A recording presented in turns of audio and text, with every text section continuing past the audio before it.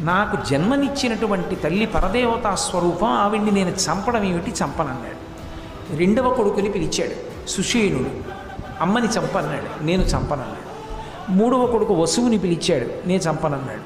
నాలుగు కొడుకు విశ్వావసువుని పిలిచాడు, నేను చంపనన్నాడు. మీరు నలుగురు నా మాట వినలేదు కాబట్టి ఈ అరణ్యంలో చెట్లు మృగములైపోండి అన్నాడు. వెంటనే వాళ్ళు చెట్లు మృగములైపోయాయి. ఐదవ వాడైనటువంటి భార్గవరాముణ్ణి పిలిచాడు, పిలిచి మీ తల్లిని సంహరించు అన్నాడు. వెంటనే కత్తి తీసి తల నరికేశాడు తల్లి.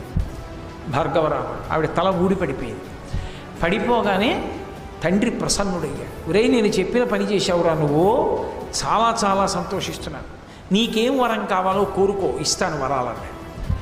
మా అమ్మ తిరిగి బ్రతకాలి, అది నా మొదటి కోరిక. బ్రతికిస్తున్నాను మీ అమ్మనన్నాడు. నా అన్నలు మళ్ళీ చైతన్యం పొంది మనుష్య స్వరూపాలు పొందాలి అన్నాడు. మళ్ళీ వాళ్ళందరూ మనుష్య స్వరూపాలు పొందారు.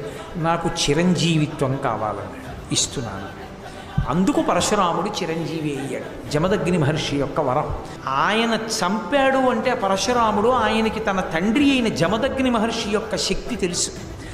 అమ్మ అలా ఉండిపోతే మానసిక వ్యభిచారం చేసింది కాబట్టి భార్యాస్థానంలో ఉండకూడదు.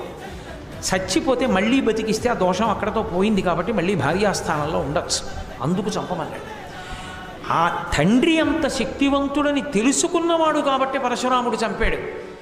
సామాన్యమైనటువంటి వాళ్ళకి నిజంగా తండ్రి అంత శక్తివంతుడే అయినా తల్లిని అన్నల్ని చంపకూడదు. నాకు మా నాన్నగారు మళ్ళీ బతికిస్తారనుకుని చంపేశానండి, పరశురాముడు చంపలేదా అని అనడానికి వీలు లేదు. ఎందుకంటే పరశురాముడి యందు శివకేశవుల యొక్క ఆవేశం ఉన్నది ఆయనకి తెలుసు కాబట్టి చంపాడు.